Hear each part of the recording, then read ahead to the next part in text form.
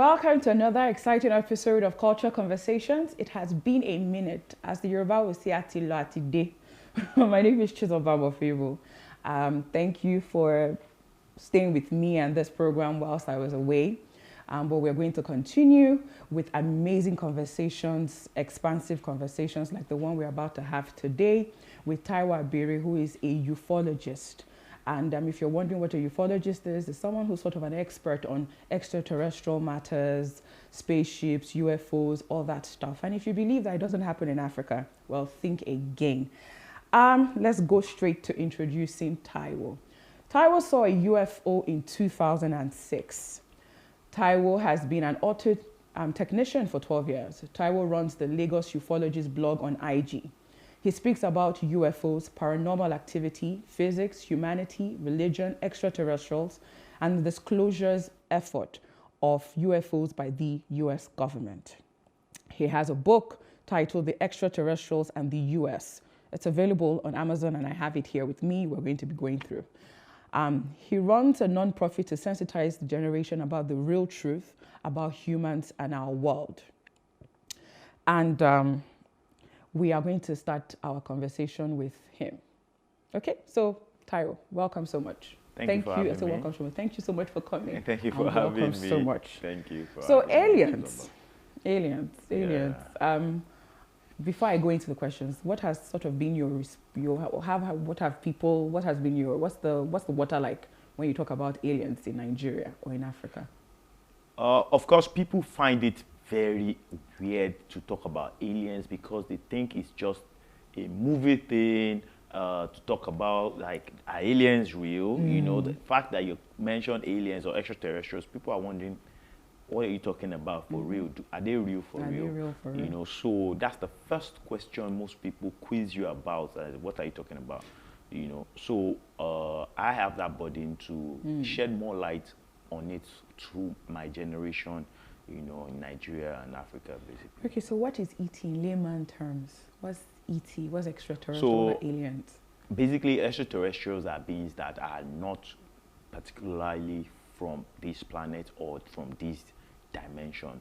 You know, some people call them extraterrestrial, but some people call them aliens, you know, but really they mean the same thing, and there are very many, there are many types, many races.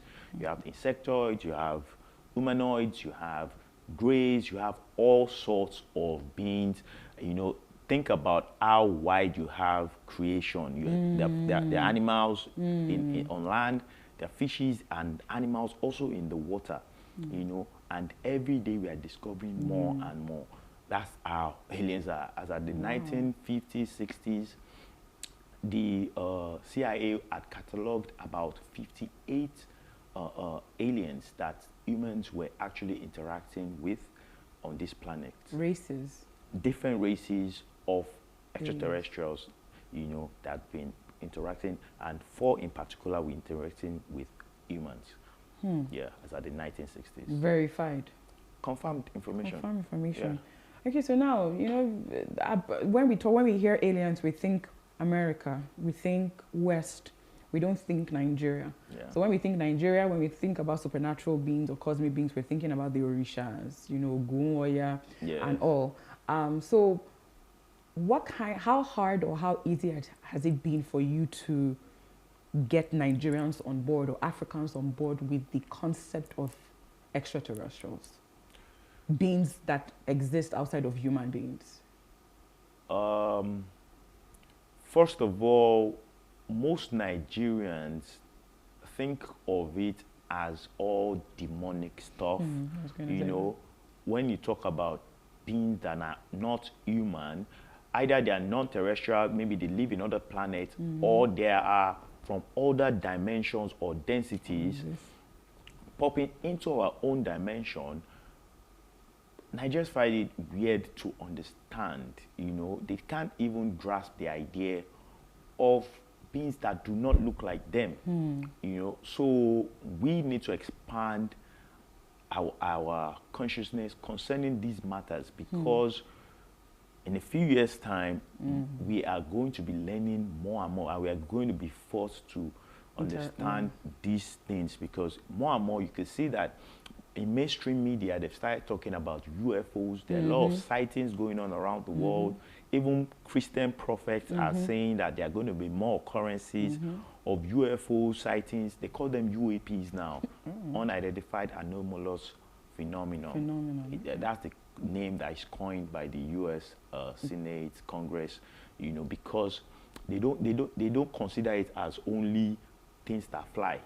So things, if you have an occurrence in your sleep, for instance, like a sleep hallucination, out of body experience, or you see a orb, that is considered as an anomalous phenomenon because you don't understand it. And it didn't come in a spaceship. Yeah, it's not necessary. So that subject, that UAP, it actually covers everything that surrounds this particular phenomenon, you know, and it goes back to our history. Basically, we need to change our history books. Everything will have to change. Now, talking about everything having to change leads me to my next question. The talk and this talk about the existence of ET and everything, and how you've rightly coined it. You know, you've rightly said that in Africa we look at it as demonic, and not just that, not Africa. I think traditional spirituality doesn't call it demonic. I think it's more the Abrahamic religions that call it demonic. How have you? Does that cast a wedge in our acceptance of these beings? Is it going to cause trouble for us in the future if we refuse to acknowledge, you know? No, already people are having individual experiences, and they've been having it for hundreds, possibly thousands of years. Yes. However, people don't, when they interpret it, of course, when they interpret it to either their spiritual leader or pastor or whoever that might be, of course, that person will only be able to interpret it based on what their lexicon, either the Bible or the Quran that they are using to interpret it. Oh, this is a good spirit. Oh, you met a bad spirit, or something neutral. They have to understand that actually beings are just there in different dimensions, you know, and different vibrations, different frequencies. And there's one thing, even though you didn't ask, I'll put it in there. The reason why there's been an increase in the influx of these ETs into our space-time is because after World War II, when America launched the nuclear weapons, there is an after effect of every nuclear weapon called EMP, that electromagnetic pulse. These things open space-times. They open portals, and it destroys machines, it destroys electrical circuits. You know, it goes, you don't see it, because this is after explosion, maybe people have died and everything. There's this blast that actually opens things, and since that time there has been an increase in the influx. You know, so much so that there's a particular German Nordic group that lives in Antarctica. There's a story behind this that has warned the world leaders, you know, and that's why you had the nuclear treaty of 1954, where the Soviet Union, the Americans were told to stop testing nuclear weapons because you guys don't know what you're playing with. You know, it's not just about destroying yourselves. You are causing a cosmic rift. Yeah, you're causing tearing the cosmic, and there are things that are popping into our reality and mess things up, ionize our space-time.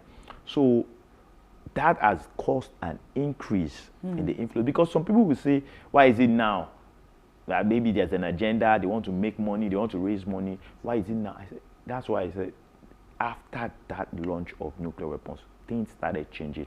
And the remnants of the ET groups that live on planet Earth started warning humanity, you guys stop using these things because you guys don't know what you're playing with.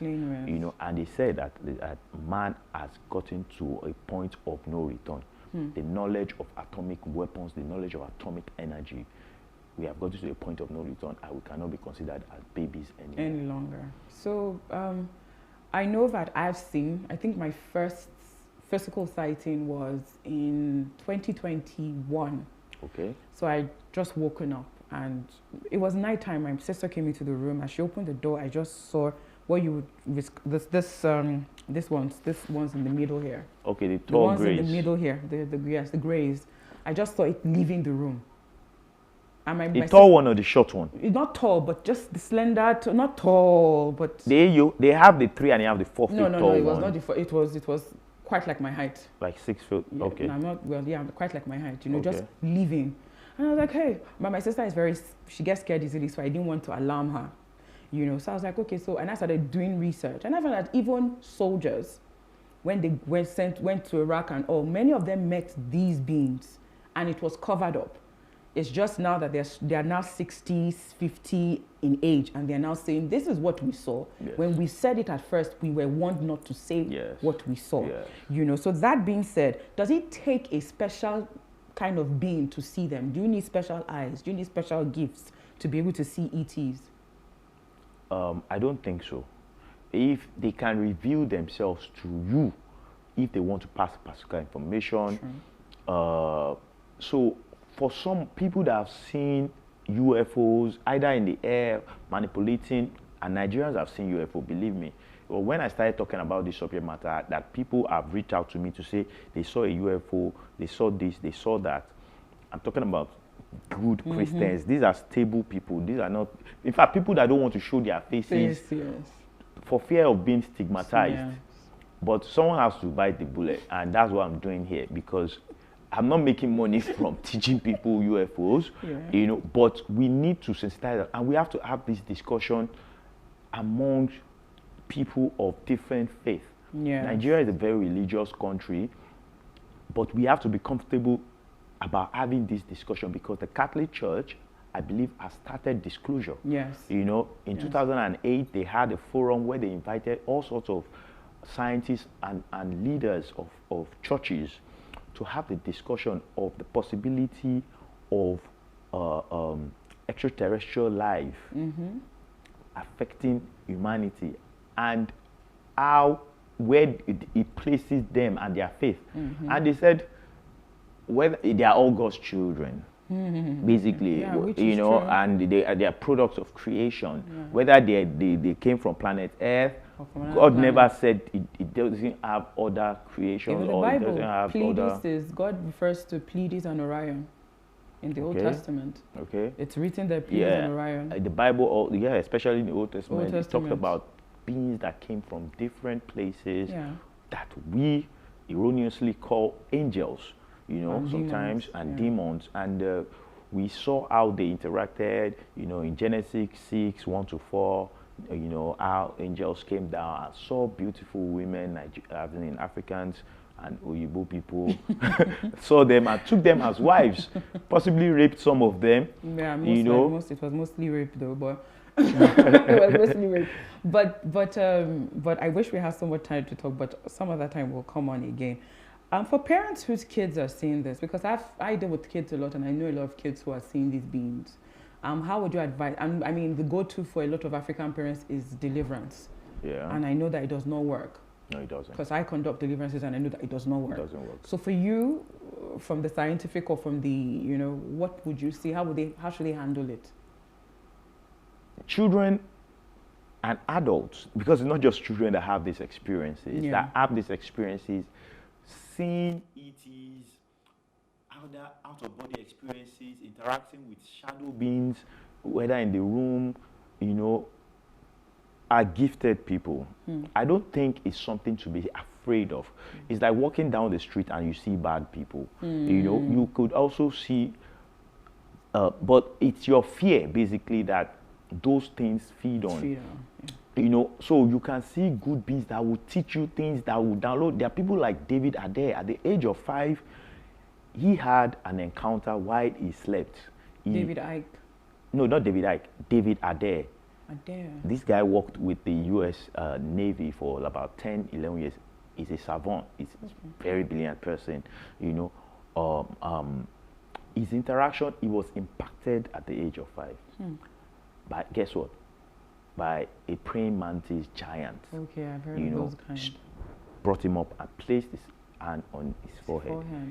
He became so brilliant. At the age of 7, he was reading all sorts of books, science books. By the age of 15, he has won about 170 awards. Age 15? Yes. That not just awards with his mates, awards that companies were also going in for. you know, he had to be subscripted into the U.S. Navy. Yes, and he worked with them. He has even given his account. We have seen UFOs at Area 51 before. He has given accounts of his own experience, you know. But he is a scientist. He calls himself a space technology engineer, you know, because when he dreams, he knows how all these things work, and he interprets it in today's world. However, the powers that be in this world use this technology to create weapons to protect themselves and for impending dangers to humanity. You know, rather than develop it for free energy or for space travel or free use, you know. So there's a lot of challenges for people that have had experiences, but children should not be so afraid of these things because it's part of reality, it's part of life. It's going to become part of our culture very soon in Africa. It is already. Very, very soon. I believe so. Do you believe so? Yes, it is, definitely. Okay. Thank you so much, Thank you. Taiwo. Thank you so much. You have given us a wealth of knowledge, and I want everybody to go and digest it. I need everybody out there to go and ask their kids, are you seeing these things, okay?